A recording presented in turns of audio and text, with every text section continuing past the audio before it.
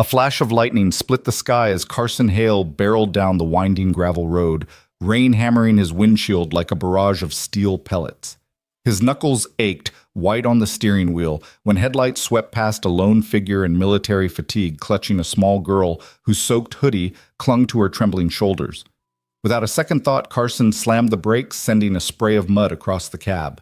He threw open the door against the storm's roar, soaked to the bone, and shouted, "Hey, get in!" The soldier's eyes, sharp and guarded, locked onto his for a heartbeat before she scooped the little girl into trembling arms and sprinted to safety. In that charged moment, Carson knew nothing would ever be the same. If this moment grabbed you, drop a comment below with where you're watching from and hit subscribe to follow every twist of this unexpected journey. The old pickup's engine groaned as Carson Hale killed the ignition and reached for the spare towels behind the seat. His rain-slicked boots thudded on the porch boards of his cedar cabin, each step a muted echo in the storm-dark night. Inside, the warm glow of a single lantern cut through the pitch, casting dancing shadows that trembled like distant ghosts on the walls. Carson's son, Noah, peeked from behind the doorway, eyes wide beneath damp curls. "Daddy." She looked scared. He tugged at Carson's sleeve, breath visible in the frosted air. Noah's small voice was a soft counterpoint to the thunder still rumbling beyond the roof. "Give her time," Carson whispered, wrapping a towel around his own shoulders. "Let's get them warmed up." Moments before, Carson's life had been simple in its routine, a quick piano lesson rescue mission followed by a late dinner and bedtime stories.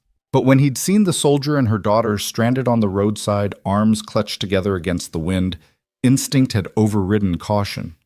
He'd cracked the window just enough to hear her soft plea. Shelter closes soon carried away on the wind, and he couldn't drive on. He returned to the cab for company, a steaming thermos of broth and a plastic container of peanut butter sandwiches, Ellie's favorite still warm in the center console. Noah helped Carson set the tray on the kitchen counter. The tin roof rattled overhead as Carson poured 2 bowls, the steam curling like fragile promises between them. Noah placed one bowl in front of him, the other at the edge of the bench. "If she's hungry," Noah said with solemn conviction, "she'll eat." 10 minutes later, the door knocker's hesitant rap punctuated the storm's fury. Carson set down the ladle and wiped his hands on a towel. The lantern's glow caught the soldier's face. First sharp cheekbones, a faint scar arching above her eyebrow. Eyes the color of steel. "Captain Eliza Ward," the woman said, voice low but controlled. The girl rubbed her eyes, confusion mingling with relief as Carson offered the bowl. Kinship flickered across Eliza's gaze. Soldiers recognize acts of mercy, like homing beacons, and at last she slid inside, closing the door on the storm. Eliza laid Lily gently in Carson's lap, accepting the bowl with a brief nod. Noah scooted aside, offering his own lap as a makeshift high chair. The little girl's toothless smile was a shot of warmth through the chill as she scooped up soft bread. Carson watched from the stove, stirring another pot of broth, eyes drifting to Eliza's tight shoulders. "How far'd you come?" Carson asked, voice even. Lightning scribbled across the sky. Rain spattered against the window. Eliza swallowed. "Fort Stewart," she murmured. "Got discharged yesterday. Trying to find housing. Every shelter's full." Her gaze flicked to the envelope she clutched, VA stamp on the corner, promise of rejection. She didn't look at Noah, but he sensed her tension and slid off his chair. He patted over and placed a hand on hers. "I have goldfish," he whispered conspiratorially. Eliza's lips twitched. Noah beamed. "She's your new best friend," he declared. Carson offered Eliza a mug of tea, gunmetal black, brewed strong. She accepted, wrapping both hands around its heat like lifelines. He didn't push for more details. The night was heavy with stories unsaid. Instead, he guided her past framed photos of his late wife Marlene, a snapshot of laughter next to a picnic blanket, and the silence spoke its own kindness. When the storm finally eased at dawn, a hush settled across the cabin. Outside, the world was washed clean pine needles, buoyed under rivulets of water gravel gleaming with promise. Inside, Eliza sat by the window, Lily tucked into a borrowed quilt. Noah sketched raindrops and frogs on scrap paper, humming as he worked. Carson stood behind them, coffee in hand, watching the first slivers of sunlight cut through the gray. Eliza's voice broke the quiet. Why? Why stop? She gestured to Noah. Carson set down the coffee and crouched beside them. Because he needs a dad who keeps his promises, he said gently. And because once in a while a little kindness can feel like coming home. Eliza met his gaze, then a shared recognition that some wounds ran deeper than any battlefield. She nodded, that same spark of hope kindling in her eyes as it had on the roadside. Carson stood and moved to the stove, humming a soft country tune Marlene used to love. No words were needed. The warmth spreading through the cabin was promise enough that in the storm's aftermath they had found something worth sheltering each other. Carson's heart hammered in his chest as he killed the engine and climbed out into the deluge. The rain hissed against his jacket, turning the world into a frosted blur. Noah pressed close behind him, sneakers squelching on the gravel, as he offered the soldier a damp smile. In the amber glow of the headlights, Eliza Ward's posture shifted just a fraction, but it was enough. Here, Carson called, holding out the towel with a gentle firmness. His voice cut through the storm like a beacon. Get dry. Eliza hesitated for a heartbeat, then knelt, draping it around her daughter first. Lily's small face emerged, cheeks pink from cold eyes, wide but trusting, as Carson stretched the towel around Eliza's shoulders. Noah retreated a step, letting the soldier reclaim warmth and dignity. Thank you, Eliza said, voice low and steady. She wrapped her arms around the towel, drawing it tight. The intensity in her steel-gray eyes softened just a touch, as if permission had been granted to let down her guard. Carson nodded, then turned back to his truck. Come on, there's room. He threw open the passenger door and beckoned them inside. The interior was a steamy refuge, the dash lights glowed. The heater hummed, and the scent of wet leather mixed with peanut butter sandwiches and oatmeal cookies.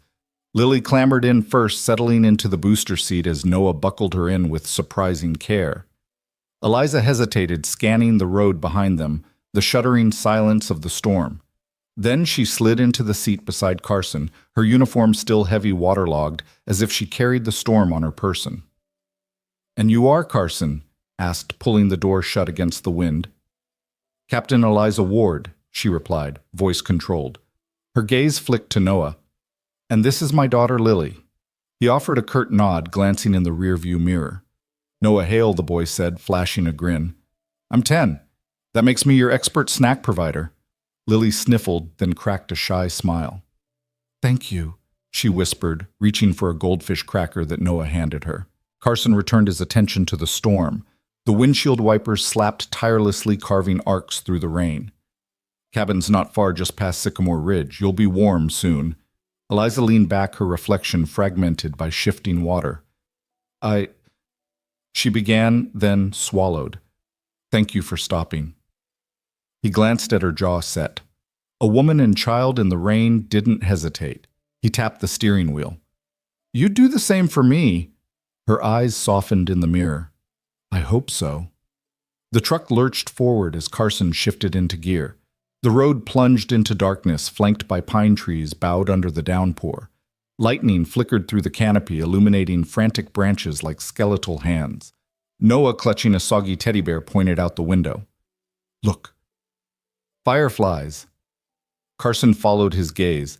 In spite of the storm, faint pinpricks of light drifted above the shoulder, a pocket of summer magic. Eliza tilted her head, watching the shimmer. For a moment, the rain's roar receded, replaced by the gentle glow of tiny lanterns aloft. They're still out, Lily murmured, clutching a cracker to her chest. Carson smiled in the mirror. Some lights can't be put out. Eliza drew in a shaky breath, her posture loosening. I needed to see that. He flicked the wipers to high. We all do. They drove in silence, the rhythm of engine and wipers forming its own language. Carson caught Eliza's profile, strong jaw, soft tension around her eyes. He thought of Marlene, his wife, whose voice used to fill this cab with laughter on nights like this before the cancer that took her. He stifled the ache that rose in his chest, focusing on the road, on the mother beside him, soaked and vulnerable, and the girl behind. At the fork near Old Willow Bridge, Carson slowed to navigate the gravel. The rain drew closer, pressing in like breath on skin. Eliza glanced at the narrow track rising into the woods. You sure this is the right way? She asked. He nodded, pulling the wheel across ruts that sliced through puddles. Been coming here since I was a kid. Built it with my old man. He chuckled softly. He said a man who can fix his own roof can handle most storms. Eliza managed a small smile. Did he teach you to fix people too? Carson's grip tightened on the wheel. He tried. But most people need to want it themselves. Her gaze dropped, and Lily snoozed against her shoulder fatigue overtaking fear. In the rearview mirror, Noah watched them with wide, thoughtful eyes. Almost there, Carson said, pointing as the trees thinned. Beyond the tree line, a single lantern flickered on a weathered porch. Its warm light pooled around a rough-hewn bench and a stack of firewood. Eliza watched the glow, remembering the first night she'd slept at the VA shelter that never had space for her family. She flinched at memories of concrete floors, the tight hush of cots lined in rows, the ache of being just another name on a list. Here, under that porch light, she felt seen. Carson parked, cutting the engine. For a heartbeat, the only sounds were the drip of water off metal and Eliza's soft breath. Then, with a practiced move, Carson opened his door and shook out the towel. Lily stirred, eyelids fluttering. "Let me," Eliza said quietly, rising. She reached back, gathered Lily in her arms, and eased out into the porch light. Noah scrambled past her, eager to help, and Carson followed close behind. Inside the cabin was a sanctuary of cedar and warmth. A pot of soup simmered on the stove, its aroma of carrots and onions wrapping around them like a hug. The hearth crackled as embers glowed, and blankets draped over a worn sofa invited them to sink in. Carson handed Eliza a steaming bowl and took his own seat across from her. Lily, half awake, curled into Noah's lap with a soft sigh. Eliza held the bowl with both hands, studying the steam. She blew gently, then tasted. "It's perfect," she said, voice thick. Carson met her eyes. "Marlene's recipe," he said softly, as if her spirit still lingered in the kitchen. She believed soup could fix a bad day. Eliza's gaze drifted to a faded photograph on the mantel. Carson, Marlene, and Noah on a picnic blanket, smiles bright under blue skies. The grief she carried always just beneath her skin tightened like a fist. But here in this room, it felt safe to let it shift to believe that second chances existed. She swallowed hard, then looked back at Carson. "I don't know how to thank you." He shook his head. "You don't need to." He reached into his coat pocket and pulled out a lantern ornament, handing it to her. "This is so you never forget the way a little light can cut through darkness." Eliza's hand trembled as she accepted it. Lily stirred, blinking up at her mother. Eliza tucked the ornament into her pocket and scooped Lily into her arms. Noah hopped off the sofa and offered Eliza his handprint drawing, 4 figures under a glowing lantern. Carson smiled as Eliza studied the picture, her eyes shimmering. "Best thank you I've ever seen," she murmured. Then she looked around the cabin at its simple comforts and the kindness that filled every corner. "Welcome home," Carson said, voice gentle. And in that moment, with the rain still tapping against the windows but the porch light burning steady, Eliza knew she and Lily had found a refuge not just from the storm, but from the fear of never belonging again. She let the tears come, and Carson gave her the space to let them fall, knowing that sometimes the first healing happens in the quiet company of strangers turned friends. The cabin door swung open with a low creak, and the warmth inside enveloped Eliza and Lily like a long-awaited embrace. Wet footprints curled across the rough-hewn pine floorboards, trailing the scent of rain and pine needles. Carson closed the door behind them, the latch clicking into place like a promise.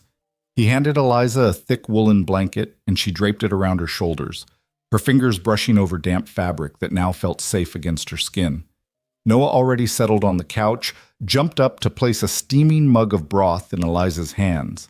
Lily followed his lead, clutching a smaller cup, the wood grain warm under her palms. Eliza cradled the mug, inhaling the savory steam morsels of carrot and onion drifting like wisps of comfort. Her daughter's eyes widened at a swirl of parsley on top, and she took a tentative sip, her small face unfurling into relief as warmth spread from her lips to her toes. Carson moved to the stove, stirring another pot with a practiced rhythm. The gentle hiss of simmering soup underscored the silence that settled between them. No awkwardness, but a quiet acknowledgement of shared need. He glanced over his shoulder. Marlene used to say hot soup was a cure-all. His voice was low, carrying both humor and something more complicated: loss, memory, resilience. Eliza gave him a small nod, her gaze drifting to a framed photo on the mantelpiece. Carson, his late wife, and young Noah laughing together on a summer day. It was a moment frozen in sunlit joy, and for a fraction of a heartbeat, she felt an ache that was both foreign and familiar. She tightened her grip on the blanket, her knuckles whitening. Then she looked down at Lily tucked into her lap, forehead, resting against Eliza's chest, and that ache softened into gratitude. Noah hopped off the couch and disappeared into the corner where two sturdy wooden chairs were pulled close to a small table. He emerged with a stack of board books, placing them carefully between Eliza and Carson. He nudged Lily forward. "Here, try this one," he said, handing her a volume about woodland animals. "I know how much you like bunnies." Lily's eyes lit up. "Bunnies!" she exclaimed, opening the cover and tracing the watercolor illustrations of rabbits in a meadow. Eliza smiled a real smile, the corners of her mouth lifting freely, and brushed a damp strand of hair behind Lily's ear. Carson settled into one of the chairs, soup bowl in hand. "Read to us, Noah," he suggested, slipping into the ease of family life as if it were second nature. Noah cleared his throat dramatically, adopting the voice of a storyteller. "Once upon a time in a forest just like these woods lived a brave little rabbit who—" His words wove through the cabin, knitting them together in a tapestry of sound that chased away the remnants of the storm. Outside, the porch light glowed steadfastly, its beam cutting through the dusk like a beacon. Eliza glanced toward the window, noting how the raindrops clung to the glass and refracted the warm glow back into the room. That light had saved her tonight, had drawn her here, and now it stood guard. She felt the weight of past nights spent alone in unfamiliar shelters, the flash of fluorescent corridors, and the hush of strangers breathing. This was nothing like that. Here, she and Lily were not names in a logbook. They were guests of a man who had opened his home without question. When Noah finished the story, he closed the book with a satisfied sigh and hopped onto the arm of the couch, close enough to slip an arm around Lily's shoulders. The two children exchanged conspiratorial glances before turning to Eliza. "Will you stay a while?" Lily asked in a small voice, the steam from her bowl catching in the lamplight. Eliza's heart trembled. She looked at Carson, whose face was gentle, inviting. He nodded as if he carried no judgments, only understanding. "You're safe here," he said, simply, his words wrapping around her like the blanket on her shoulders.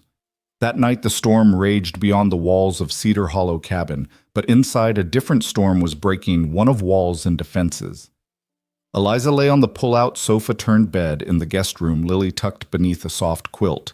The faded wallpaper and creak of the bed frame felt strange yet warm. As Lily's breathing deepened, Eliza watched her daughter's eyelashes flutter, and for the first time in months, she allowed herself to exhale. She slipped from the bed and padded across the room in bare feet, the floor cool under her soles. She paused at the doorway, gazing into the kitchen, where Carson and Noah sat at the table bowls long since empty. Noah was cleaning up with the ease of routine, wiping the table, carrying dishes to the sink. Carson watched him, hands folded, a line of concern etched on his forehead. Eliza cleared her throat softly.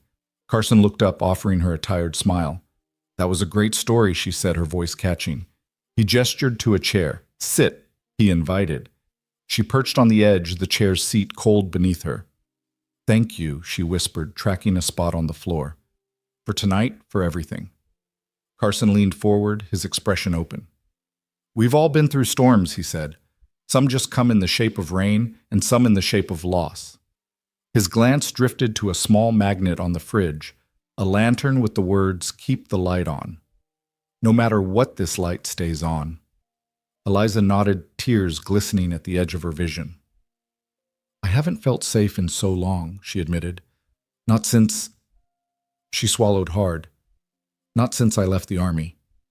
Her hands trembled on her lap. Carson reached across the table and laid a steady hand over hers. His skin was warm, this contact grounding. "You're safe," he repeated, "and we'll make sure it stays that way for as long as you need." At that moment, something shifted inside Eliza, a fracture beginning to close. She allowed herself to lean into his hand, drawing strength from his quiet certainty.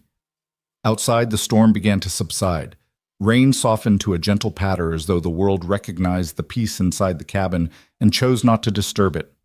The next morning, dawn filtered through the curtains in pale ribbons. Eliza woke to the scent of fresh coffee and wood smoke. She looked down to see Lily curled against Noah on the couch, blankets in a tangled heap around them. Their soft snores filled the room with an unexpected melody.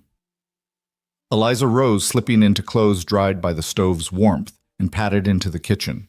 Carson stood by the counter, mug in hand, watching the steam drift upward. His eyes lifted when he heard the door creak. He offered her the second mug, coffee black, just the way she liked it. Eliza accepted it, cradling the ceramic as if it were an anchor. For a long moment they stood side by side, listening to the early morning hush. Outside, mist curled around the trees, and the porch light, though no longer needed, still burned softly, a testament to the night before. Eliza raised her mug in a silent toast. Carson mirrored her gesture. "Thank you," she said again, but this time it carried the promise of new beginnings. Carson nodded, lifting his mug in return. "Welcome home," he murmured. The words settled between them like sunlight breaking through clouds, heralding a day filled with possibility and healing, and the unspoken hope that sometimes a single act of kindness can light the way out of the darkest storm. The kitchen light cast a soft pool of warmth against the dark knot of pines outside, and the cabin smelled of freshly chopped cilantro mingling with the rich scent of simmering lentil soup. Eliza sat on the edge of a wooden stool, fingers curled around a chipped mug of strong black tea, knuckles white against its enamel rim. The steam traced lazy spirals into the air, carrying away the sharp tang of salt from her tears, which she refused to wipe. Carson leaned over the stove, spoon in hand, stirring the olive-green broth until the lentils broke apart into velvet threads. He didn't press her, didn't fill the silence with empty chatter. Instead, he set the spoon aside, wiped his hands on a faded dish towel, and slid onto the bench beside her.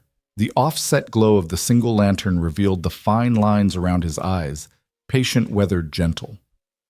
"Where are you headed next?" he asked quietly, voice low enough that it blended with the crackle of the fire in the hearth. Eliza lifted her gaze, meeting his for a heartbeat, before looking down at the dark wooden table. "I'm not sure." She wrapped her free hand around the mug's handle as if she could anchor herself through contact with something solid.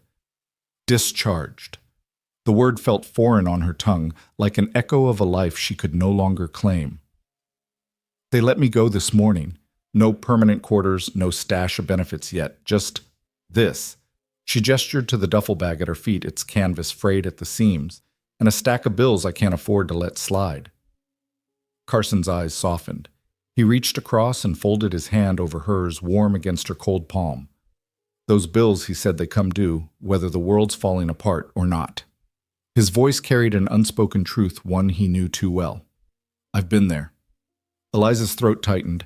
For a soldier trained to command and endure, admitting vulnerability was a battlefield in itself.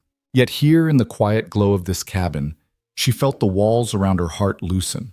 She tilted her mug and took a slow sip, letting the tea's bitterness steady her. "No one's claimed me," she whispered. "You won't show up on their radar until I've been living under a bridge for weeks." Her lips quivered, but she held the confession steady. She remembered the last time she'd felt lost, sleeping on those cold concrete floors at Fort Stewart, her daughter Lily clinging to her side, both of them drifting in nightmares of sand and gunshots. She swallowed hard. "I'm used to being strong, but right now I don't even know how to ask for help." Carson nodded, his gaze tracing the steam patterns. "Help doesn't have to be a transaction," he said. "Sometimes it's a door left open." He rose and crossed to the small shelf by the window, picking up a battered mason jar filled with firefly lanterns, little glass prisms of light he'd caught in summer nights. He set it between them. "If you need a place to stay, this porch light here is as good a promise as any." Eliza stared at the jar, then at the flickering lantern on the porch beyond the glass. She swallowed another sob, quiet now, but present. "I'm sorry," she murmured, head bowed. "I'm so sorry." Carson's hand came to rest on her back, steady, unhurried. "Don't apologize," he said. "There's nothing to forgive." Her apology wavered in the cool air, fragile as the mist that had settled outside. She pressed her mug to her lips, refusing to look at him, afraid he'd see the truth in her trembling reflection. But he didn't flinch. Instead, he lifted his own mug in a gentle salute and took a slow sip. The small ritual of sharing warmth was enough to bridge the chasm between them. Eliza's eyes stung as she met his gaze again. My daughter, she's only 6. Lily's, she needs someone who doesn't break at the first crack. The admission hurt more than any physical blow she'd received in training, but Carson only nodded. Kids are tougher than we give them credit for, he said softly. They bounce back in ways we forget when we get older. He glanced toward the hearth where embers glowed like embattled stars. I've got a spare room that's more than just a cot and a blanket. If you two want it, it's yours. Eliza closed her eyes, letting his words sink in. A spare room, an entire bedroom with faded, flowered wallpaper and a bed that creaked under weight. It was more than any shelter she'd ever known. She pictured Lily curled under that quilt, safe from the damp and the dread. When she spoke again, her voice was steadier. Thank you. She stopped, uncertain. Carson reached across the table and set her mug down. He slid a hand under hers and squeezed. You don't have to say anything, he said. Actions speak louder. Her chest tightened with gratitude and an unfamiliar spark of hope. She forced a smile, small but real. Can I ask you something? Anything, he replied. Why me? Her words spilled out in a rush. Why stop for us? There are hundreds of cars that passed by tonight. Carson retrieved a ladle and dipped into the pot, scooping out a bowl of soup. He placed it in front of her and sat back down. Because I've been that soldier, he said quietly. When my wife Marlene fell ill, I watched her fight for every breath. Some nights I didn't know if she'd make it to morning. I'd park outside hospitals, hands shaking, waiting for her to come out. He paused, gaze steady. I know what it feels like to be stranded, and I know what it's like to find a light on in the dark. Eliza's breath caught in her throat. The silence stretched alive with unspoken memories of loss and the ache of love. She lowered her eyes, tears slipping free. Carson reached for a napkin and offered it to her. She pressed it between her fingers, inhaling the faint scent of pine from the cloth. I'm sorry, she said again, voice hushed, for bringing my storm to your door. He shook his head. This cabin was never just mine. He gestured at the lantern jars, the family photos, the nursery painting tucked above the bedpost. It belongs to anyone who needs to find their way home. Eliza exhaled, the tension in her shoulders ebbing away. She wrapped both hands around the soup bowl as if to anchor herself. Lily's soft snore from the adjoining room reminded her of why she'd fought so hard to survive, why she could never truly break. She raised her gaze to Carson, who offered a small, encouraging nod. She dipped her spoon into the soup and brought it to her lips. The warmth spread through her chest, scattering the lingering cold. With each bite, she felt the weight of the duffel bag ease on her spirit. Across the table, Carson watched her with a kind of quiet pride, not in her service record or medals, but in the courage it took to lower her guard and let someone in. When the bowls were empty, Carson stood and cleared the dishes. Eliza remained seated, running her thumb along the edge of the table's grain. The lamplight flickered as Carson rejoined her holding 2 mugs of chamomile tea. He handed her one. This will help you sleep, he said softly. And if dreams get too loud. He trailed off, leaving the offer unspoken, but understood. She closed her fingers around the mug, feeling its warmth seep into her bones. Thank you, she said, her voice steady now, for everything. Carson sat beside her, their knees brushing under the table. The room felt smaller, cozier, as if it had contracted around their shared warmth. Outside, the night had fallen still. The only movement was the sway of pine boughs and the heartbeat of the porch light pulsing its promise into the darkness. Eliza leaned back against the bench, tilting her face toward the lantern's glow. Beside her, Carson exhaled a soft sound of contentment. She closed her eyes and let the quiet wash over her. The hum of the heater, the crackle of the fire, the steady thrum of her own pulse. For the first time since leaving the army, she allowed herself to believe that safety wasn't a fleeting photograph, but something you could live in. And as the cabin held them both in its gentle embrace, Eliza knew she was exactly where she needed to be. In the hush of that pine-scented room, 2 souls battered by life's storms found the courage to open their hands, and in doing so discovered that the brightest light often shines from within. The first light of morning crept through the spruce boughs, painting the cabin's interior in muted gold. Droplets on the window panes glimmered like tiny prisms, and the scent of pine drifted through the open door of the guest room.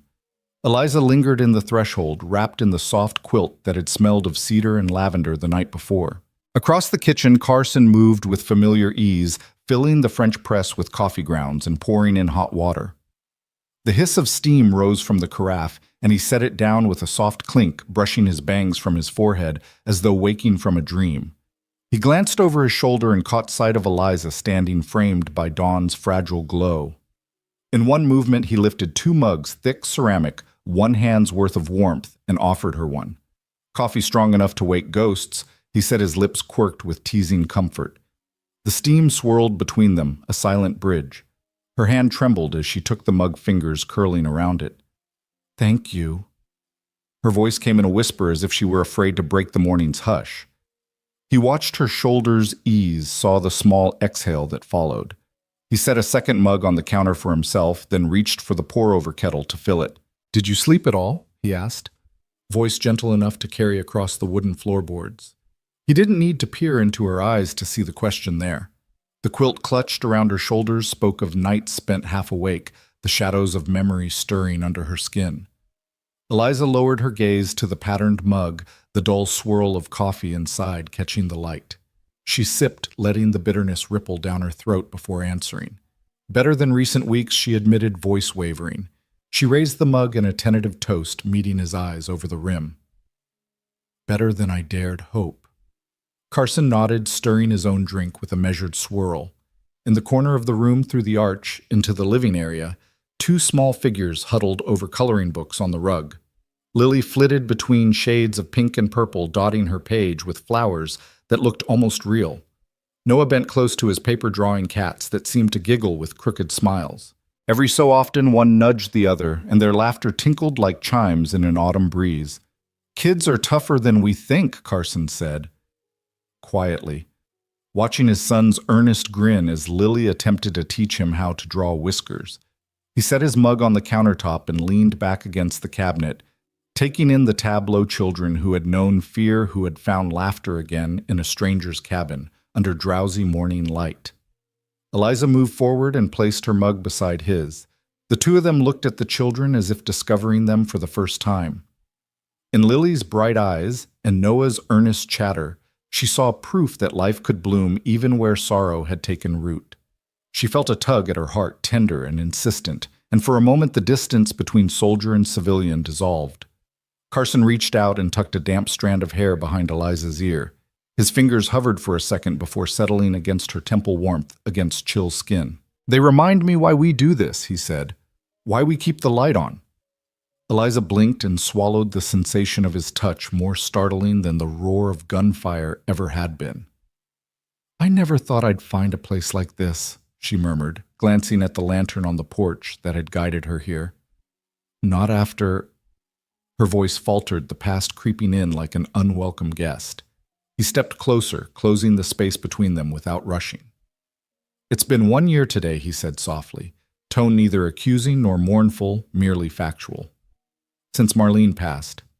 Time arced between them, a silent ribbon binding their experiences of love and loss.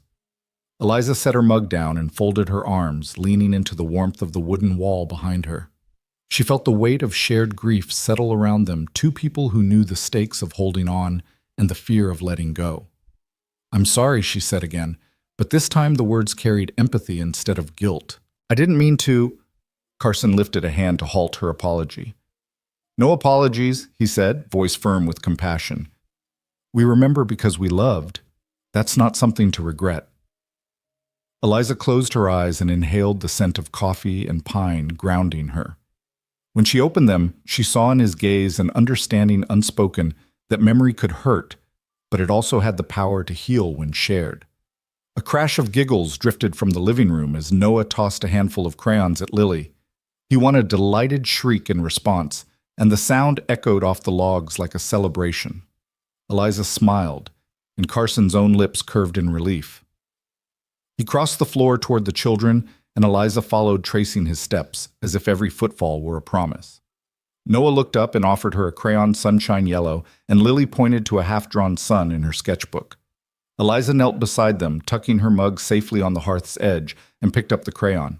Her hands were steady now as she completed the sun's rays, her daughter's face lighting up at the shared creation. "Look, Mommy," Lily cried, pressing the drawing into Eliza's hands. "No," Eliza whispered, voice thick with emotion. Look, my brave girl, how bright you make this world. She scooped Lily into her arms, lifting her off the floor as if she weighed nothing. Lily laughed, wrapping her arms around her mother's neck, and for a moment, everything else fell away. Carson watched from the doorway, a soft glow in his eyes. He cleared his throat and stepped forward, and Eliza set Lily down, brushing a kiss across her damp curls. Breakfast's on, he said, gesturing toward the counter, where fresh eggs, skillet-fried bacon, and thick slices of buttered toast waited in a feast of morning ritual. Eliza and the children gathered at the table, and Carson returned to the stove to slide plates across the worn wood. The smell of sizzling bacon mingled with pine and coffee, a triumphant symphony of comfort that made the cabin feel like a nest built just for them. They ate in companionable silence, interrupted only by the soft clink of cutlery and the occasional burst of childish delight when syrup pooled perfectly on warm toast. Carson watched Eliza serve Lily first, then Noah, and finally herself, a simple act that spoke volumes about her newfound role as protector provider and mother reborn. After the last bite, Noah begged for another story. Eliza exchanged a glance with Carson, and he nodded, pulling a battered leather-bound journal from the top shelf. It was the one Marlene had kept a collection of recipes, doodles, and quiet observations about love and loss. Carson opened it to a blank page and handed it to Eliza. Your turn, he told her, voice soft and inviting. Eliza's eyes flicked from the journal to the children and back. She traced the empty lines with a fingertip. Fingertips trembling not with fear but with anticipation. She lifted the pen and pressed it to paper, her handwriting careful at first, then loosening as she wrote, Dawn breaks fragile, but we are fragile too, and that's all right, for here we learn to stand together in the light. When she looked up, tears held at the edge of her eyelashes. Carson smiled as though her words were the greatest gift he could receive. Lily crawled into Eliza's lap again, burying her face against her mother's shoulder, and Noah leaned close to peer at the writing. In that quiet kitchen under the soft caress of morning, a single act of courage of lowering her guard and opening her heart blossomed into something deeper. It was more than shelter from a storm. It was a declaration that love, resilience, and second chances could flourish even in the most fragile of dawns. And as the sun climbed higher, spilling warmth through the cabin's windows, they all felt it. The promise of a new day, bright with possibility, held safe by the light they kept burning for one another. Eliza climbed the rickety aluminum ladder with the ease of someone who trusted her footing more than the ground itself. The afternoon sun had burned through the morning mist, and warm light played on the cabin's siding as she reached the loose gutter bracket. In her gloved hand, the hammer felt familiar, its weight grounding her much as the butt of a rifle had once anchored her grip on a combat patrol. Below her, Carson held the ladder steady, his gaze a blend of admiration and relief. Nice form, he called up, voice carrying easily in the still air. Where did they teach you that Eliza tapped the bracket with a practiced flick of her wrist, securing it before swinging the hammer in a precise arc? Field maintenance training, she replied, settling the nail flush. Gutter work wasn't specifically in the manual, but the principles are the same. She climbed down and wiped her brow with the back of her hand. Never leave a post unsecured. Carson smiled and pointed to the ladder's feet. I'd feel better if this was on more solid ground. He tipped the ladder slightly, demonstrating its precarious lean. Without hesitation, Eliza shifted the ladder's base, pressing the legs into the gravel with her boot until it sat level and immovable. Better? She asked. Much better. Carson said, relief warming his tone. He picked up the small bag of nails by the porch railing. I owe you one. She shook her head. Just pay it forward. Her gaze drifted to the creek behind the cabin where Lily and Noah had kicked off their socks and chased frogs among the smooth stones. The children's laughter echoed like bells through the trees, and Eliza felt something loosen inside her chest, a tension she hadn't realized she was still carrying. Carson joined her at the foot of the ladder, passing her a nail and then retrieving another when she offered the hammer back. They worked side by side, two hands driving nails, two minds synchronized in patience and quiet cooperation. After the final bracket was secured, Carson and Eliza stood back to admire their handiwork as rainwater began to dribble harmlessly into the downspout. Eliza ran a finger along the now straight gutter, her touchlight almost reverent. Looks good, she said. Should handle the next storm. The words came easily, and in that moment she welcomed the certainty of her own confidence. Carson glanced toward the creek. Think they're having fun. They're braver than I ever was, Eliza said, eyes softening at the sight of Lily leaping over a cluster of frogs before stumbling into Noah's arms with a squeal. Kids just leap in no second thoughts. He nodded. They remind me that life doesn't have to be overthought. He reached out and brushed a smudge of paint from her cheek. Yellow splotches gathered from Noah's rock painting expedition earlier. She froze, then allowed a small smile to curve her lips. It was a gesture neither forced nor tentative, but born of shared ease. Inside the cabin, steam curled from 2 mugs of freshly brewed lemonade, Carson's antidote to the day's heat. He carried them out to the porch and set one in Eliza's hand. For the world's best gutter specialist, he teased. Eliza accepted the glass, tilting it so the sun glinted through the pale liquid. I'll take it, she said, touching the rim with a tentative sip. The cool sweetness was welcome on her tongue, and she savored the moment as if it were another kind of victory. They watched the children, barefoot and fearless, skirting rocks and glancing for new frog sightings. Each discovery a sudden leap, a whiff of wet earth, sent them into bubbling laughter. Eliza's chest swelled with a softness she barely recognized. In her past life, she had measured success in mission objectives and after-action reports. Here she found triumph in the simple joy of 2 children at play. Carson cleared his throat and leaned forward, elbows on his knees. I've been meaning to ask, he said, how does civilian life feel compared to all that? He nodded toward the woods, toward the creek, toward the cabin. No missions. No briefings at dawn. Eliza considered the question, turning the glass in her hand as if the answer might appear in the shifting light. It's quieter, she said, but not always peaceful. At first the silence was overwhelming. I kept expecting the next order to come through my earpiece. She laughed softly, the sound gentle in the afternoon warmth. Here the only orders are from a 7-year-old demanding more paint on her rocks. Carson grinned. Those are the best kind. He reached out and took her glass for a refill from his own. She met his eyes, and an unspoken understanding passed between them. They had both been hardened by past battles, his with grief, hers with life-and-death stakes, and now they were discovering that healing could happen in laughter, in camaraderie, in the quiet routines of home repair. Eliza took another sip of lemonade. I never thought I'd find something like this, she admitted, gesturing broadly at the cabin at the creek at the children. A place to rest my head without waiting for the next alert. Carson shrugged modestly. It's been here a long time, he said. Just needed someone to give it purpose again. His gaze drifted to the flagstone path leading to the garden beds, where rows of carrots and tomatoes promised harvests to come. You gave it life again. Eliza watched him cock an eyebrow. You forget I can map a building and mark every exit within seconds, she said, teasing him back. I can find life anywhere.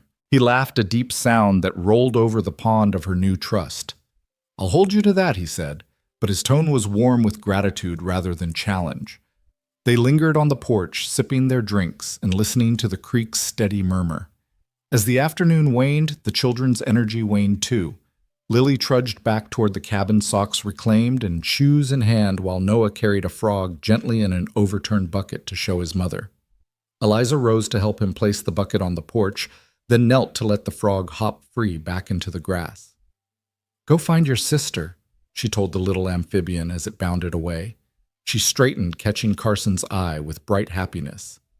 Some things deserve to be set free. Carson stepped closer, the late-day light gilding his profile.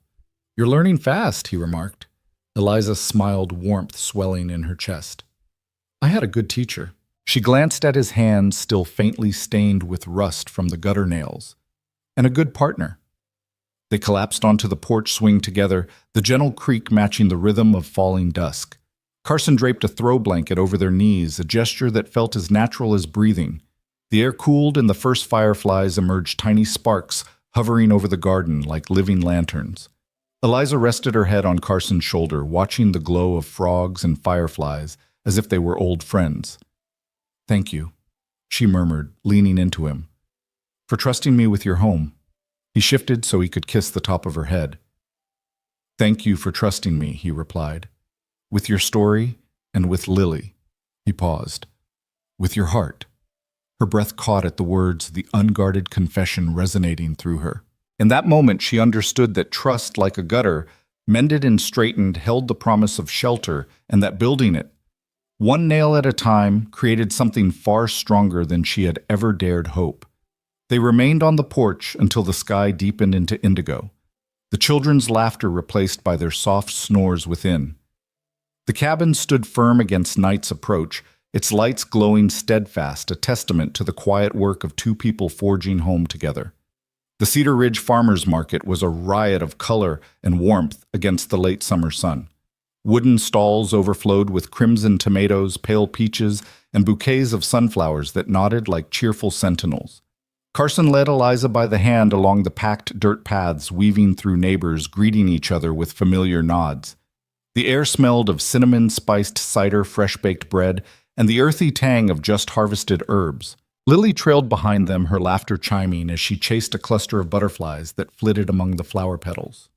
Noah darted ahead to inspect a display of honey jars, buzzing like a young beekeeper. Carson glanced at Eliza over his shoulder. "You doing okay?" he asked, voice gentle in the hum of activity. She lifted her chin and smiled, though the corners of her eyes held a cautious glint. "I am," she said. "This place, it feels like hope in shopping cart form." She swept an arm toward a stall where peach jam glistened in sunlight. Cherries shone like polished garnets, and mums spilled out of baskets. "I never thought I'd enjoy something as ordinary as a farmer's market." Carson grinned, squeezing her hand. "It's the simple things that remind us what matters." He stopped at a tent decorated with wildflower wreaths and squeezed behind a row of hanging lavender sachets. Eliza inhaled the calming scent and closed her eyes. The lavender drifted into her chest, and for a heartbeat, she forgot the ache she once carried. Then the scent shifted. Somewhere behind the mums and the honey, caramelized sugar and peanuts mingled in the air. At first it was sweet, a promise of roasted candied nuts. But beneath it lurked a darker undertone like burning oil on a roadside grill. Her pulse thundered in her ears. She froze, shoulders hunching as if braced against an invisible blast. Carson felt her stop. He turned concern knitting his brow.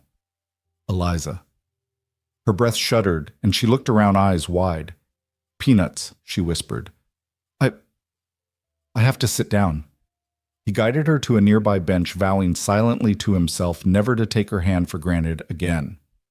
"Take your time," he told her, voice steady. "I'll be right here." Eliza pressed her palms against her thighs and blinked, the world spinning back into focus through the stall's pastel umbrellas. "Sorry," she said. After a moment, voice rough. "It's silly." He shook his head. "Not silly," he said. "Memory's funny that way." He sat beside her and leaned forward, elbows on his knees. "I know about memories that weigh more than truth." She glanced at him, surprised by the softness in his eyes. "You do?" Carson swallowed and ran a hand through his hair. "After Marlene passed, I couldn't sleep. Not for weeks. I'd lie on the floor next to her empty side of the bed because I couldn't bear the sheets. Every little sound was like footsteps in an empty hallway. Every creak was her coming back. I'd wake up in a panic, convinced she was there." Eliza's chest tightened. She had never asked about his wife, and here he was unburdening himself as if trust were the easiest thing in the world. He continued, voice low. "Once I drove all night just to get away from the silence. Parked on a roadside, listening to the engine just so I could hear something. I didn't stop until dawn." He exhaled and let his head fall back against the bench. Sometimes memory weighs more than truth. Eliza reached out, placing a hand over his.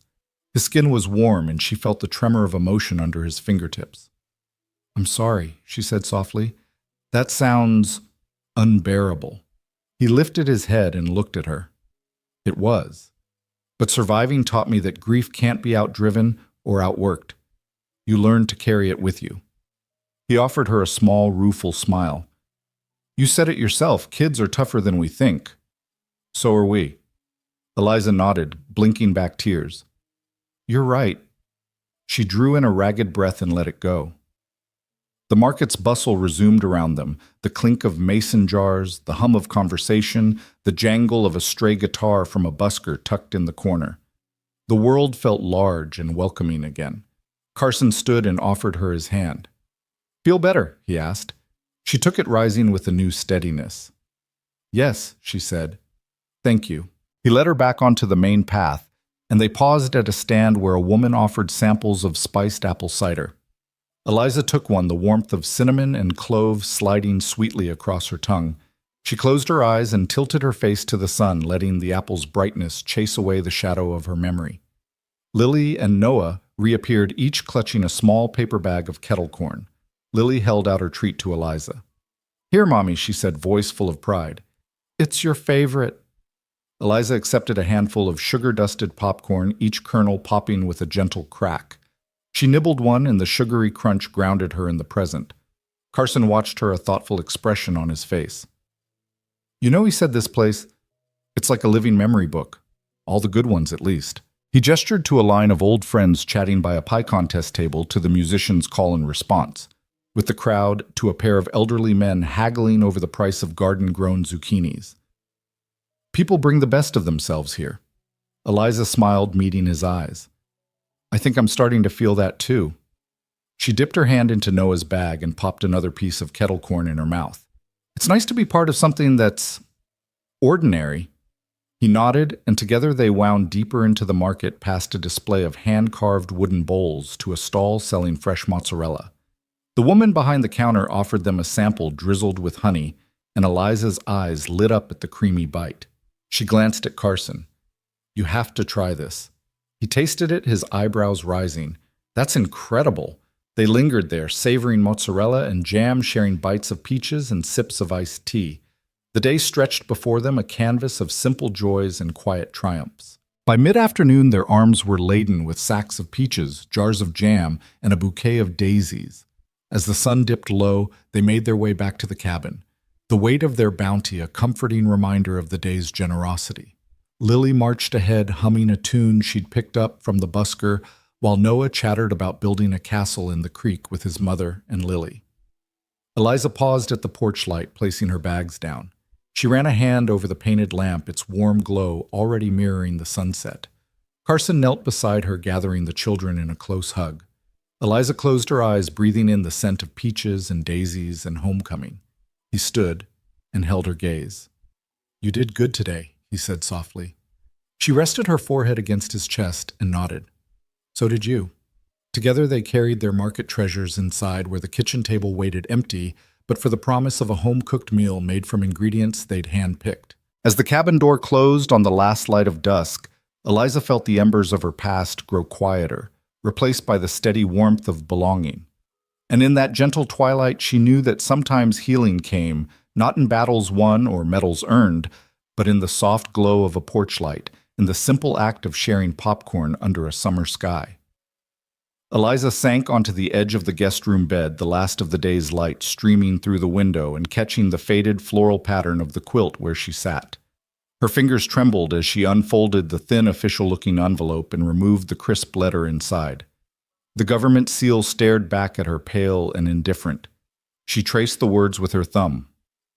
"We regret to inform you." Her chest tightened, and for a moment she let herself breathe in the sting of defeat. She had seen this letter before too many times. Each rejection in the stack on the bedside table was its own dagger. Too many applications, too few spaces, too little priority. 5 letters in 6 months, each one more damning than the last. The first 2 had barely registered beyond a dull ache. By the third, she'd tried not to let the words sink in. Now the 5th, the pile of denials, was a reminder that no matter how many deployments she'd endured, no matter the medals for bravery she'd earned, she was merely another file in the VA's backlog, lost in the shuffle. Her shoulders slumped as the paper slipped from her fingers and fluttered to the floor. She didn't look at it. She had no energy left for anger. She only felt the hollow where hope used to live. Outside, the last fireflies of summer blinked through the dusky air, and somewhere in the distance, Noah and Lily's laughter drifted up from the creek. She closed her eyes, wishing she could bottle their innocence and swallow it, hoping it would soothe the rawness inside her. A soft knock on the doorframe startled her. Carson stood there, folded plate in hand, remnants of dinner gathering in the grooves. He paused, sensing the weight of her mood, and set the plate gently on the nightstand. The clang of metal against wood echoed in the hush. He didn't speak. He simply sat on the edge of the bed, close enough that their knees touched. With one hand, he picked up the letter from the floor and slipped it back into its envelope. He didn't ask what it said. There was no need. His presence alone was a salve against the isolation she felt. "Eliza," he said quietly. His voice carried no pity, only steady concern. "I'm sorry." The two words seemed inadequate, but they were all he had. He leaned forward, resting his elbows on his knees, and watched her. She turned her head toward him, eyes rimmed red and glistening.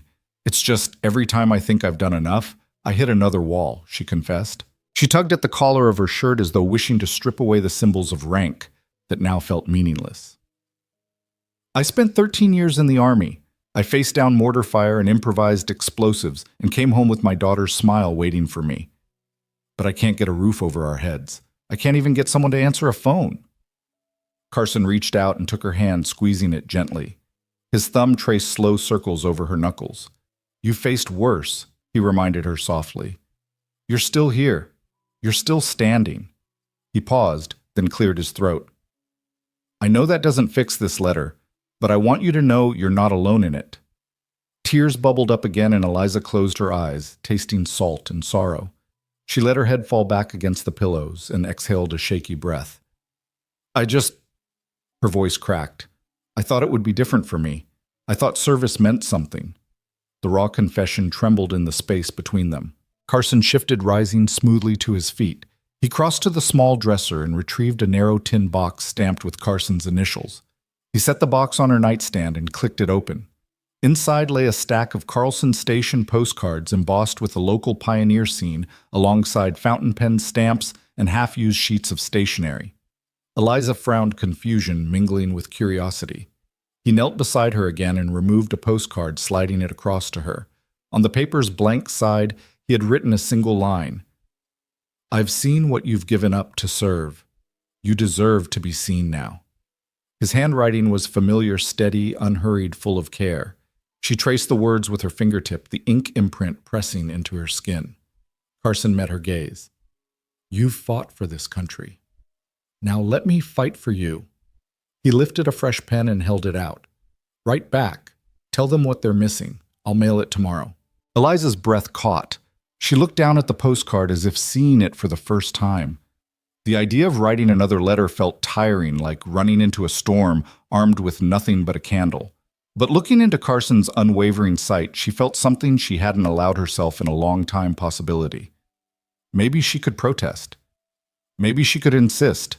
Maybe someone out there still believed that the price she paid in service had meaning beyond the bureaucratic ledger. She nodded slowly, taking the pen in her hand. The nib was cool against her fingertip. Her daughter's laughter from the creek was a reminder that Lily needed her to keep fighting for a home, for security, for the promise that her mother's sacrifice counted for something. She pressed the pen to the postcard and began to write in small, determined letters. "My name is Captain Eliza Ward, United States Army, retired after 13 years of service, 3 deployments, and a commendation for bravery. I write to you not as a statistic, but as a mother, as a veteran who believes she earned a place of belonging in this nation she served." Her heart pounded as she continued describing her daughter's needs, her own struggle with each rejection, and the impact it had on their lives. Carson sat in steady silence, watching her pour words onto the page, his presence a bulwark against her self-doubt.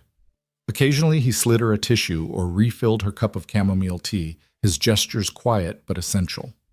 By the time she set the pen down, the lamplight had softened, and the first flicker of stars appeared beyond the window pane. Eliza folded the postcard and slid it into its envelope, her hand steadier now that her resolve had firmed. She retrieved the stamps from the tin and pressed one into the corner. Carson offered her a final nod of encouragement, and she closed the tin with a soft click. Carson reached out and brushed a strand of hair from her forehead. "No matter what they say, he promised we keep this light on." He nodded to the porch lamp glowing beyond the glass, a symbol of sanctuary he'd built for them. "We'll keep it on until someone listens." Eliza managed a small smile, the weight in her chest shifting from despair toward determination. She stood and moved to the window, pressing her palms against the cool glass. In the pale glow of the lamp, she saw her reflection. Tired eyes, set jaw, but a spark that Carson had rekindled. Behind her, he moved to close the tin box and returned it to its place on the dresser, a silent sentinel of new hope. As she turned away from the window, postcard in hand, Lily's sleepy voice drifted down the hallway. Mama Eliza's chest tightened with tenderness, and she crossed to scoop her daughter into her arms. Lily's damp curls tickled her chin as she snuggled in. Eliza held her close, pressing the postcard to her chest as if it were a shield. Carson appeared beside them, a gentle smile on his face. He ruffled Noah's hair as he followed behind. The three of them formed a circle of light in the dim room, united in quiet solidarity. Eliza met Carson's eyes, and the unspoken promise passed between them. They would face the bureaucracy together, one letter at a time, until at least someone heard her story. Outside, the porch light continued to glow, a beacon in the gathering night. Inside, Eliza folded her arms around her daughter and whispered, "We'll get through this." And for the first time in months, she believed it. Dawn's first pale fingers slipped through the curtains just as Eliza rose from the guest room bed. The cabin was hushed, save for the soft drone of the refrigerator and the faint hiss of the wood stove's last embers. On the kitchen counter lay a yellow sticky note in Carson's familiar scrawl. "Back soon. Coffee's strong." Beneath it, a freshly poured mug steamed gently, its aroma rich with promise. Eliza wrapped her hands around the warm ceramic and closed her eyes, savoring the comfort of a hot drink made on her behalf. Lily stirred on the sofa in her pajamas, blanket bunched at her feet. Noah was curled in the corner with his sketch pad. Eliza took a careful sip, then carried her mug to the small table, settling into the seat opposite her daughter's makeshift fortress of pillows. Morning. Mama Lily mumbled blinking sleep from her eyes.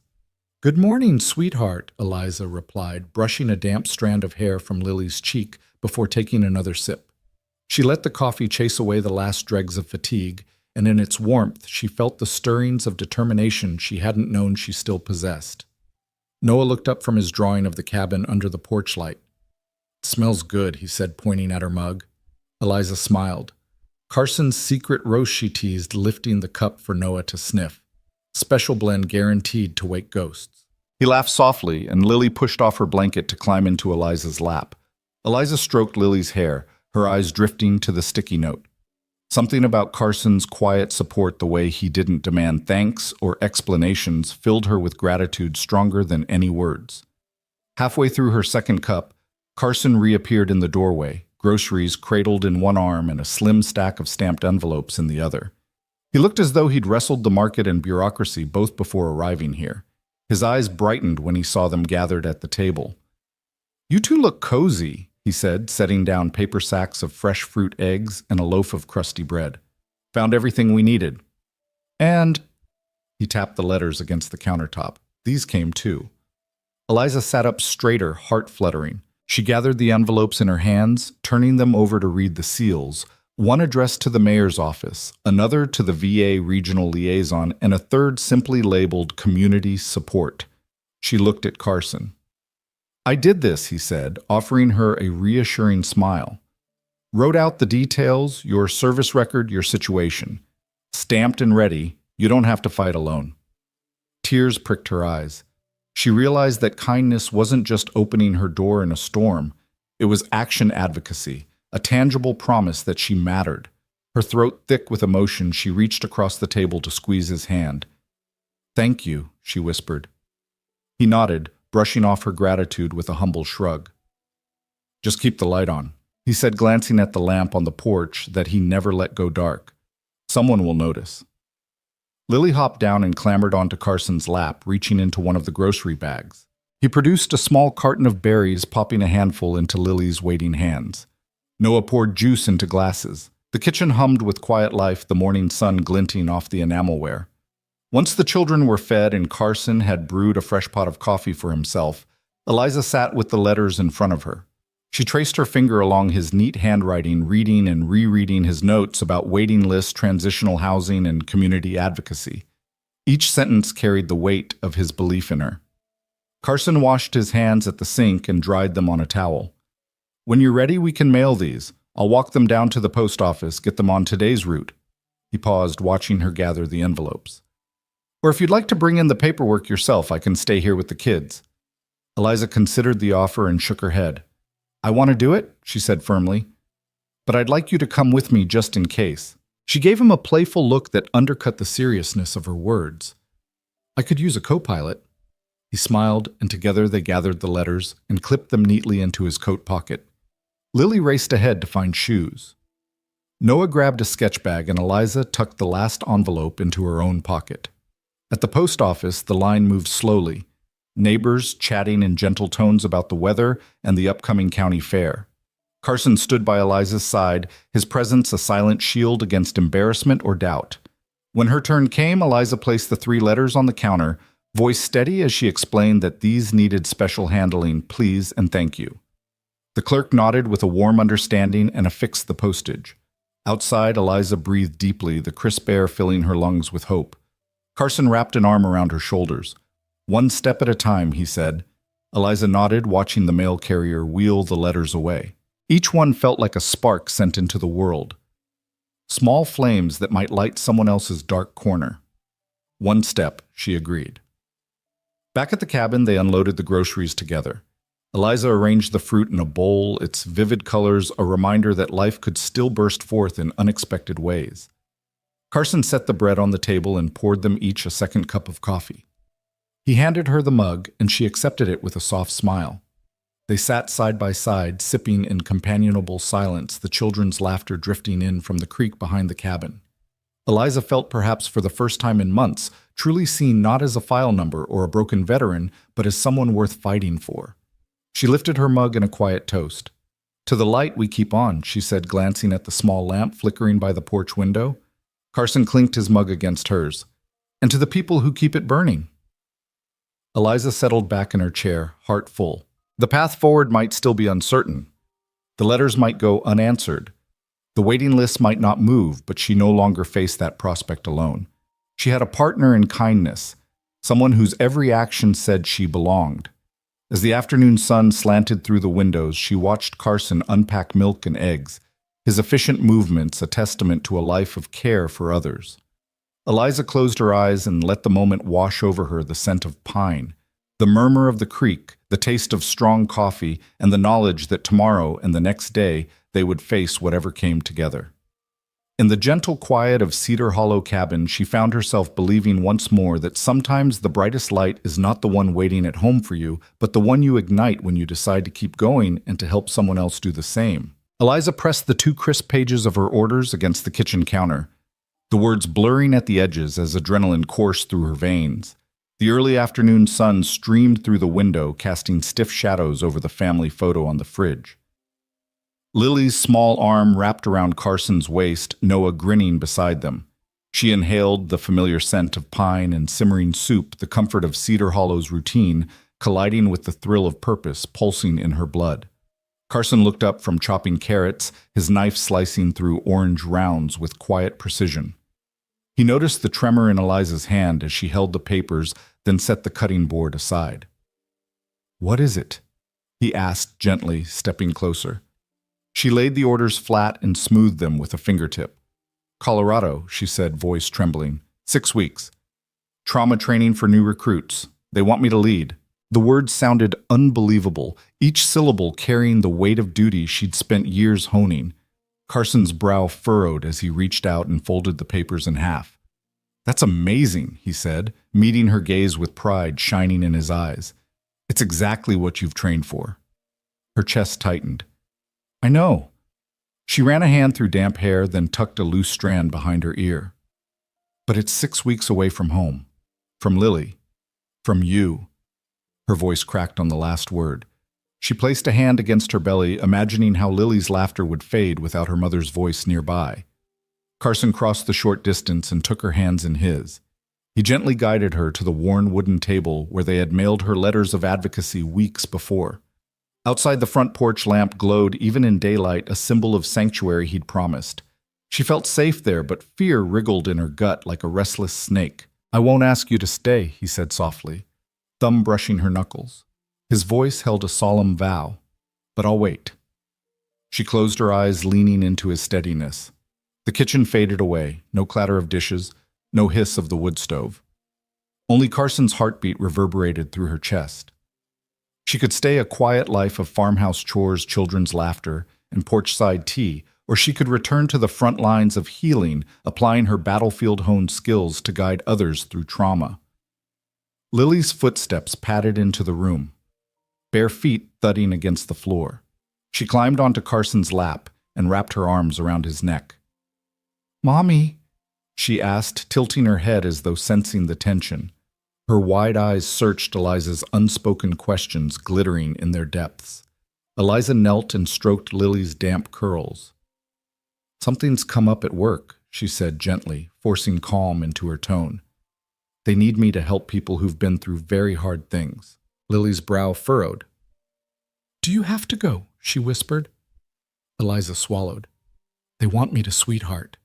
She tracked Lily's lip with her fingertip. "I don't know yet if I will." Lily's small face scrunched, tears pooling.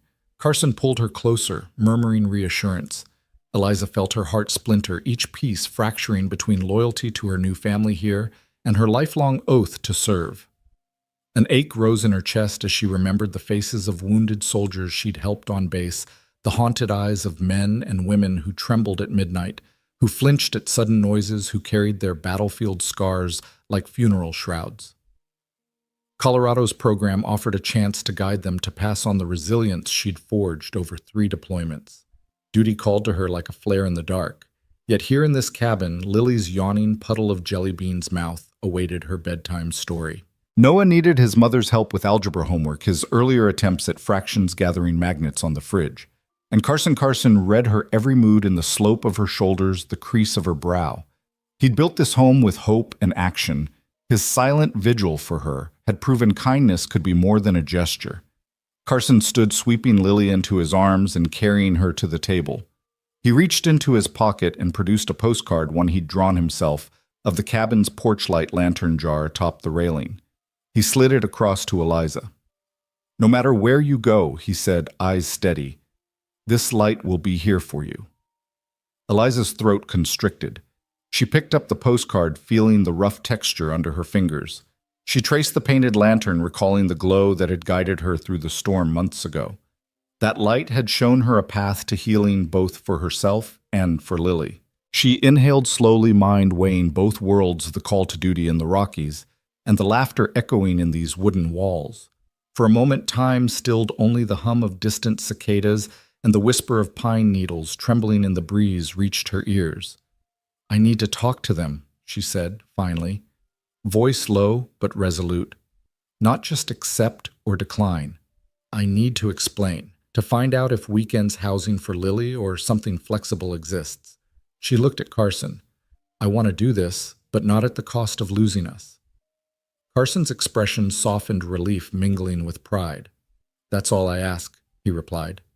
He reached across and squeezed her hand firmly. "Fight for your purpose, but fight for your family too." Eliza nodded, the conflict easing into clarity. She envisioned herself in a Colorado lecture hall, instructing new recruits on trauma integration and resilience. On weekends, she'd return to this cabin to morning coffee and children's drawings tacked above the sink, to evenings spent rebuilding a crooked picket fence. The balance seemed daunting, but not impossible. Her heart pulsed with renewed intention. She dug her phone from her pocket and dialed the liaison's number scrawled on one of the orders. Carson stood behind her, gentle pressure at her shoulder. The line rang twice before a crisp voice answered. Eliza introduced herself, fumbling at first as she asked about adjustments for family base housing and weekend leaves. Each question carried her fear of pulling away from Lily's safety net. On the third call, the liaison offered a pause, transitional family quarters at Fort Carson childcare programs on base, and weekend passes for trainers. Eliza's breath caught at the possibility duty and family both honored. She thanked the liaison, promising to finalize within 24 hours, then ended the call. She exhaled, phone slipping from her fingers. Carson's arms enveloped her from behind his cheek, resting against hers. "You did it," he murmured. A soft smile touched her lips. "We did it," she corrected, turning to wrap her arms around his waist. Lily toddled back, rubbing sleepy eyes, and Noah burst in with a triumphant grin, proudly holding up a perfect A on his math worksheet. Eliza knelt to hug them both, feeling the weight of her choice settle into comfort. She kissed each child's forehead, then turned to Carson. "I accepted," she said, voice steady. 6 weeks trauma training, but I'll be home weekends. Lily's got base daycare and Noah can stay here with you. Carson's eyes glistened. He pulled her into a hug so fierce it felt like homecoming. Lily giggled and wrapped her arms around both of them, and Noah joined the embrace, pressing his cheek to Eliza's. Standing there in the kitchen, sunlight filtering through steam and flour speckles on the counter, they formed a circle unbroken by duty or distance. Eliza closed her eyes, drawing in the warmth of the moment, the trust, the partnership, the promise of return. In choosing both her calling and her family, she realized that true purpose didn't demand sacrifice of one for the other. Instead, it thrived in the unity they had forged, a life anchored by kindness, resilience, and a light that would always guide her home. Carson closed the kitchen window and brushed a stray pine needle from the counter, listening to the steady drum of rain against the roof. The cabin was quiet, far quieter than he'd grown used to these past 6 weeks. Noah was curled under a heavy blanket on the couch, halfway through a graphic novel, and Lily's soft breathing rose and fell in the guest room where she'd fallen asleep, clutching her favorite rag doll. He glanced at the mantel where Eliza's photo from that first rainy night still stood in a simple frame, the porch light glowing behind her like a promise. He reached for his mug and poured another cup of tea, his fourth, maybe fifth. Humming a low tune he'd learned from Marlene before the world grew small and heavy. The steam curled against his cheek as he settled into the rocking chair, rocking gently to the rhythm of the rain. Weeks had passed since Eliza left for Colorado. She'd called every weekend, her voice bright but tight around the edges, telling stories of late-night lectures and field trainings of young soldiers blinking back tears and clinging to her guidance like a lifeline. He'd listened and tried not to let his throat catch when she reminded him she'd be home on Sunday evenings. He wasn't sure how many Sundays had come and gone before this one. The rain had started just before dusk, a relentless curtain washing the world to gray. He'd cooked more meals than he cared to count, grilled cheese at first, then scrambled eggs, then back to grilled cheese because it was simple and it was what the kids liked. He missed Eliza's lentil soup, the way she'd stir it slowly, humming, as though each swirl of the spoon carried away a bit more sorrow. A clap of thunder rumbled through the pines, and Carson set his mug on the side table. The wind rattled the window panes, and the porch light cast long shadows that danced along the walls. He wondered if Eliza would be back next weekend. Part of him feared she might get an extension. There'd been talk of new training cycles, new assignments, but he pushed the thought aside. She'd promised. She'd said she'd come home. A sudden sound interrupted his reverie, 2 soft knocks at the front door. They were tentative, unhurried, but unmistakable. Carson's heart lurched in his chest. He rose and crossed the room, mind racing through possibilities, shore, shift workers, neighbors, checking on stray. Lightning struck branches, a late visitor lost in the storm. He flipped on the porch light before opening the door. The bulb above the rail burned steady, illuminating a wall of falling rain. And there, framed in its glow, stood Eliza, soaked through hair, plastered to her forehead, coat dripping onto the welcome mat. In her arms, Lily squinted against the downpour, clutching her rag doll like a lifeline. Lily's tiny boots were caked with mud, and her face lit up in a grin that seemed to eclipse every cloud above them. "Mommy," Lily cried, reaching out with both arms. Eliza's lips curved into a smile that trembled with relief and exhaustion. She held Lily tighter, rocking her gently. "Hey, sweetheart," she whispered, rubbing Lily's back as if trying to smooth away every lonely night they'd spent apart. "I'm home," Carson's voice caught in his throat. Eliza, he managed stepping aside so they could come in. His hand closed around the doorknob and he pulled them both into the warmth. The door clicked shut, sealing out the storm.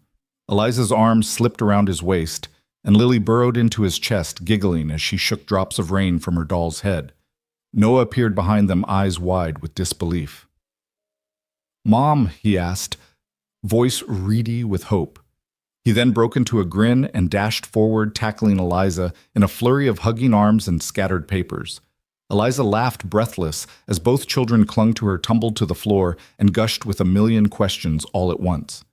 Carson knelt beside them, wary of damp coats but unwilling to let go of the moment. Okay, Eliza panted, gathering them into her lap as they settled on the entry rug. "Slow down, you two. I missed you." Lily pressed a soggy cheek against hers, and Noah curled an arm around her shoulders. Eliza closed her eyes, savoring the impossibly warm weight of both their bodies. Carson stood and retrieved towels from the rack by the stove, draping them around Eliza and then Lily.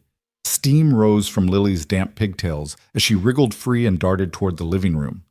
Eliza unwrapped herself from Lily's embrace and touched her husband's face with a trembling hand, a gesture so intimate and raw that it stunned him into stillness. "I wasn't supposed to come back until tomorrow evening," she murmured, voice thick. But her gaze flicked to Carson's eyes, and he nodded silently, giving her permission to say what needed saying. "I changed my flight. The training cycle got extended, and they wanted me to stay on. But I couldn't. I needed to be here." She swallowed, tears gathering. "So I found the earliest flight home, even if it meant coming in today. I had to see you." Carson reached for her hand, and their fingers wove together the simple clasp, saying everything. "You're here," he replied, voice husky. "That's all that matters." Eliza's breath quivered, and she leaned in to press her forehead against his. Around them, the cabin's light shone gentle and steady, as though celebrating her return. Outside, the rain's fury continued, but inside, nothing could touch this peace. Noah grabbed her free hand and steered her toward the couch. "Mommy, tell us about Colorado," he commanded with a grin that lit up his face. "Did you save the soldiers yet? Did they call you Captain Awesome again?" Lily toddled after him, patting the seat beside her and pressing a soggy doll into Eliza's lap. Eliza settled down, hugging them both. "Well," she began, voice already regaining its warmth. "Colorado was colder than anything I've ever seen, and they did call me Captain Awesome once or twice." Her eyes flicked to Carson, and he offered her a fond smile that told her how proud he was. She turned back to the children. "But I didn't realize how cold it could get when you're missing home." Lily leaned in close. "Are we home now?" she whispered. Eliza stroked her hair. "Yes, baby, we're home." Carson joined them on the couch, resting one arm on Eliza's shoulder, the other draped behind Noah. The four of them fit together like pieces of a puzzle, rain streaking the windows behind them, the gentle lamplight bathing their faces in golden warmth. "I know it wasn't easy," Carson said softly to Eliza to cut the assignment short. "But it means the world to all of us." His gaze held hers steady, unwavering. "Welcome home." Eliza closed her eyes and let the moment wash over her. Weeks of distance, duty, and longing dissolved in the safety of this embrace. She pressed her cheek to his chest, breathing in the familiar scent of cedar and coffee and home. The children murmured around them, Noah asking about the next training cycle, Lily telling them how she missed her mom's soup and bedtime stories. In the hush that followed, Carson guided her hand to the lantern ornament she'd once held that first night. It hung on a hook by the door, raindrops sliding off its glass surface. Eliza's fingers curled around the cool metal. She glanced at the porch light beyond the window, still glowing steady in the downpour.